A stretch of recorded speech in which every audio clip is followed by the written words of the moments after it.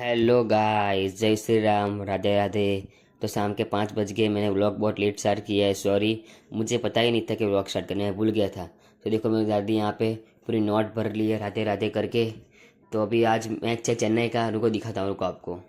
तो चेन्नई ने भाई 224 रन मार दिए। इधर बहुत अच्छा खेल रहे ड्यूअल ब्रेविस। तो आज मैच चेन्नई के साइड, आज चेन्नई जीतेगी। तो अचानक से हमारा क्रिकेट बॉक्स खेलने का प्लान बन चुका है। तो अभी हम जा रहे हैं, ये भी आ रहा है, मैं भी जा रहा हूँ। तो बहुत मजा आएगा।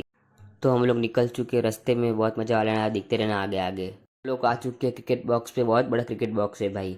तो मैं सामने की टीम में बॉलिंग में हूँ।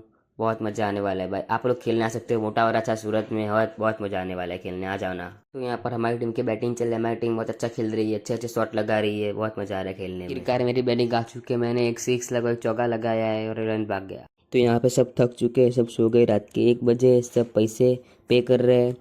मैं भी थक चुका, फुल थक चुका हूँ। तो वीडियो अच्छा लगा तो like, subscribe and share. Bye bye, Radhe Radhe.